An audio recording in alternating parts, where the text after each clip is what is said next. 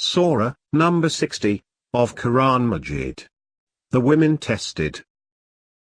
Bismillahir-Rahmanir-Rahim. In the name of Allah, the All-Beneficent, the All-Merciful. يا أيها الذين آمنوا لا تتخذوا عدوي وعدوكم أولياء تلقون إليهم بالمودة وقد كفروا بما جاءكم من الحق يخرجون الرسول وإياكم أن تؤمنوا بالله ربكم إن كنتم خرجتم جهادا في سبيلي وابتغاء مرضاتي تسرون إليهم بالمودة وأنا أعلم بما أخفيتم وما أعلنتم ومن يفعله منكم فقد ضل سواء السبيل. O you who have faith!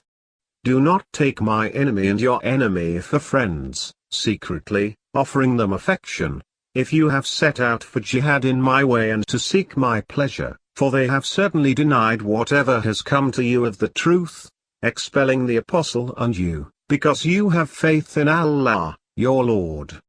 You secretly nourish affection for them, while I know well whatever you hide and whatever you disclose, and whoever among you does that has certainly strayed from the right way. إن يثقفوكم يكونوا لكم أعداء ويبسطوا إليكم أيديهم وألسنتهم بالسوء وودوا لو تكفرون. If they were to confront you they would be your enemies, and would stretch out against you their hands and unleash their tongues with evil intentions, and they are eager that you, too, should be faithless.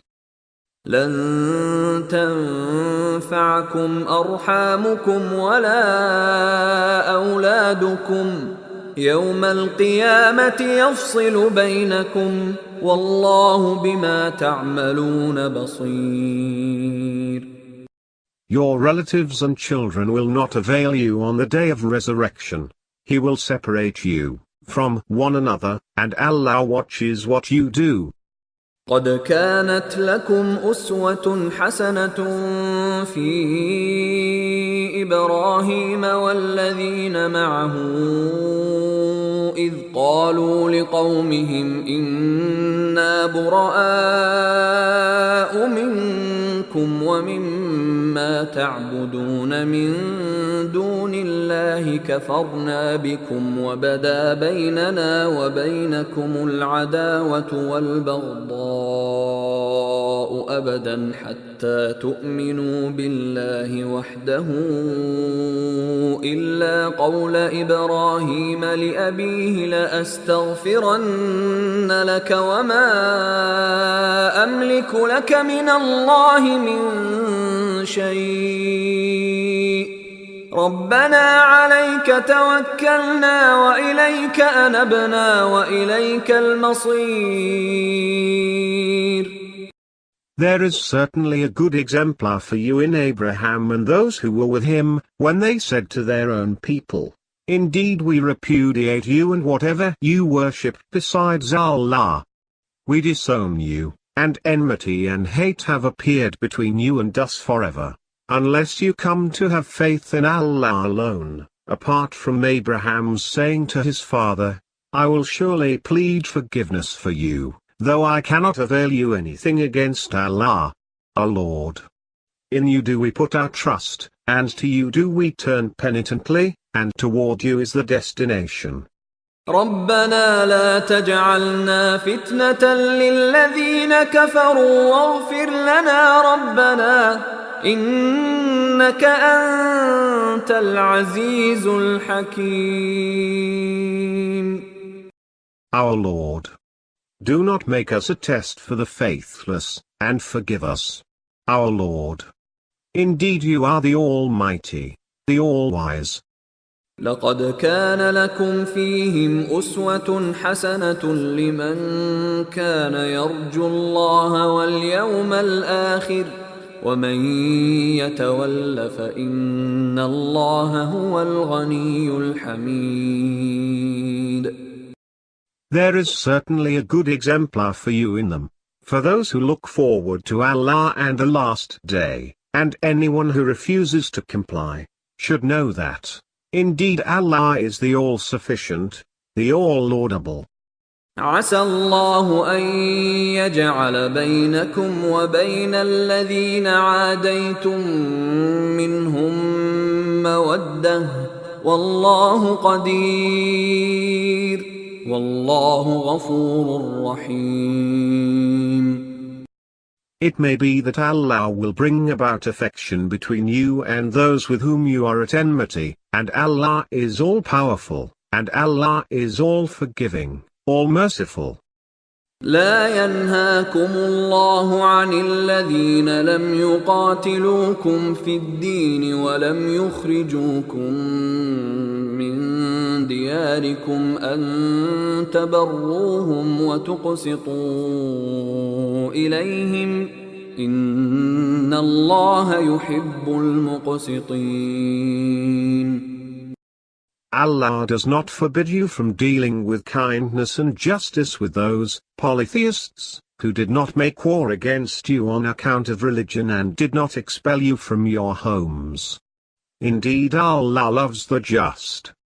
إنما ينهاكم الله عن الذين قاتلوكم في الدين وأخرجوكم من دياركم وظاهروا على إخراجكم أن تولوهم ومن يتولهم فأولئك هم الظالمون.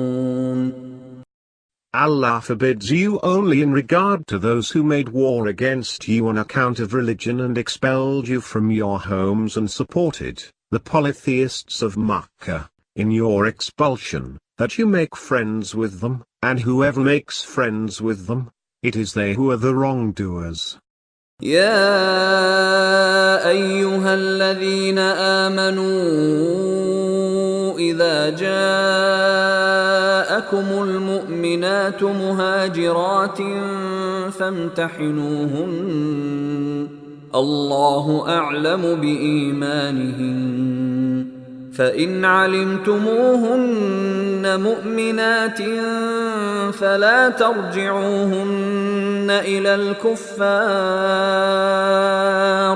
لا هن حل لهم ولا هم يحلون لهم وآتوهم ما أنفقوا ولا جناح عليكم أن تنكحوهن إذا آتيتموهن أجورهن ولا تمسكوا بعصم الكوافر واسألوا ما أنفقتم وليسألوا ما أنفقوا ذلكم حكم الله يحكم بينكم والله عليم حكيم. O you who have faith!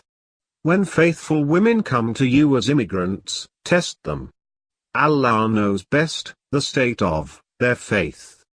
Then, if you ascertain them to be genuinely faithful women, do not send them back to the faithless. They are not lawful for them, nor are they lawful for them, but give them what dowry they have spent for them.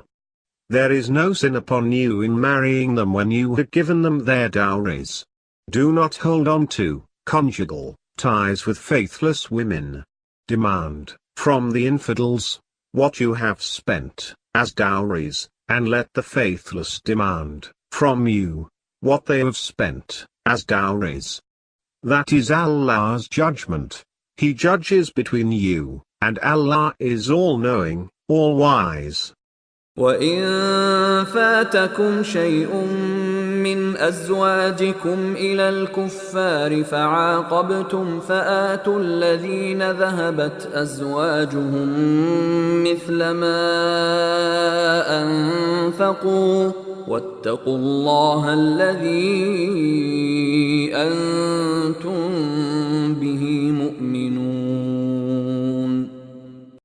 If anything of the dowries pertaining to your wives is not reclaimed from the faithless, and then you have your turn, then give to those whose wives have left the like of what they have spent, and be wary of Allah in whom you have faith.